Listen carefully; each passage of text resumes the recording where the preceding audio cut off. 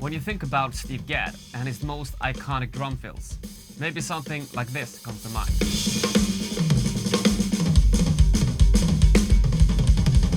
While these epic powerhouse fills are legendary and amazing in their own right, I feel that Gadd has a few sleeper fills that not as many drummers talk about. And to me, these are just as synonymous to Gadd's playing style as the more blazing ones. And the most amazing part is that he actually used these fills in a pop context.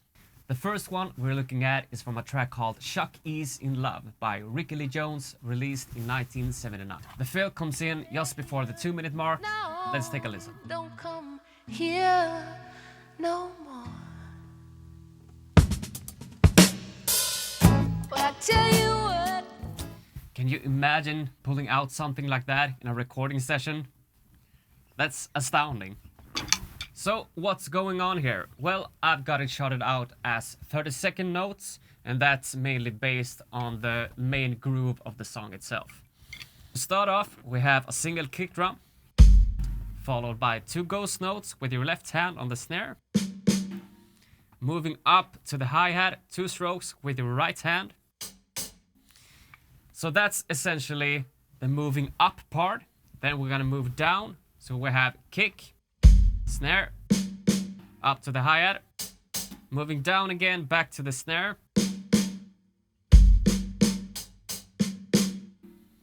Then all we have to do is play a kick again, followed by a slightly accented snare drum. I exaggerated a little bit there.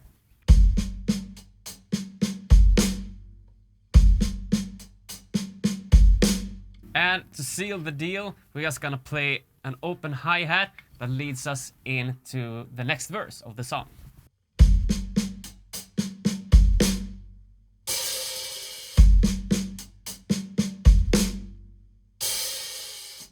And seeing as this fill is played as 30-second notes, we actually come in on the 3 in the bar.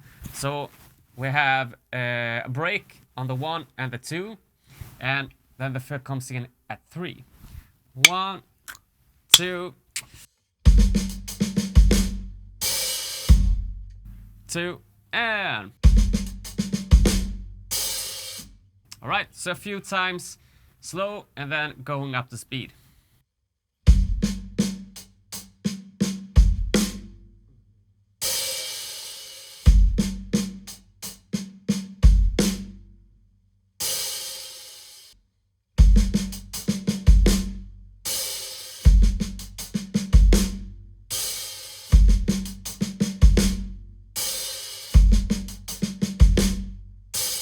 And now let's just play it at full speed a few times. So 1, 2.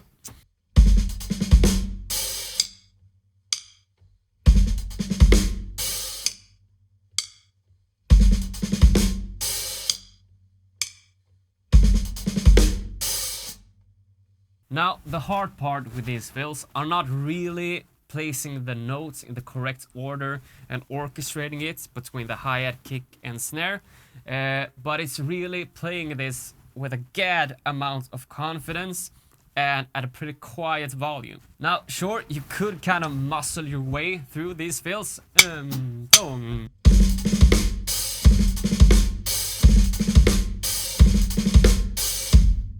But that's not nearly as delicious as when Gadd plays it. So, you know, eat your vegetables, practice your dynamics. Anyway, on to the next one. In 1980, Paul Simon released the album One Trick Pony. And for the track Oh Marian, Steve must have thought back to the Ricky Lee Jones session that happened about a year prior and thought, I'm gonna play that kind of amazing 30-second note fill again. Let's hear it.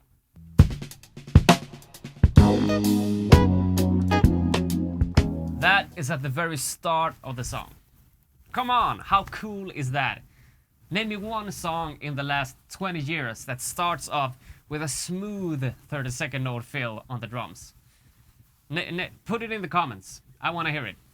Okay, so this fill is really just a continuation of the first fill. We're gonna play the exact same 9 notes to start off with. The only thing that changes is that we're gonna play the accent with the right hand instead of the left. Now, I don't know if this is how Steve plays it, but it makes sense to me, since the next thing we're adding is another 2 ghost notes on the snare. So I'm gonna do that with the left hand. So, accent with the right hand, and 2 soft ghost notes with the left. Slowly.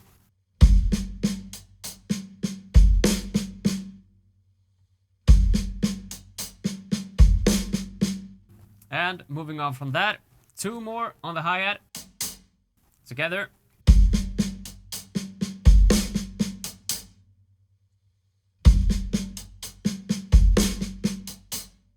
And we're getting there now. 2 more on the snare, ghost notes, after the hi-hat. And now the only thing left to add is actually 2 strokes on the bass drum.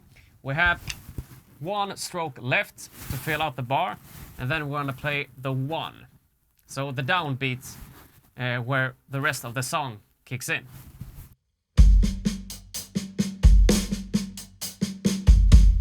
So 2 pretty fast kick drums after each other. I'm gonna do the whole thing really slowly one time.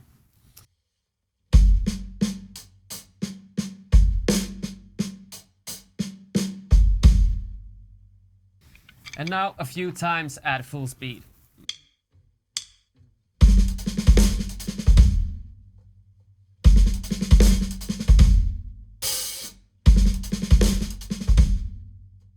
Once again, the hardest part with these fills, in my opinion, is getting the dynamics feeling right.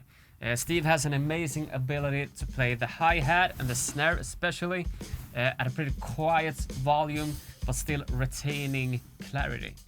That is all for this breakdown. Thank you so much for watching. If you liked the video, please consider commenting and liking and subscribing and that good stuff. And until next time, play soft.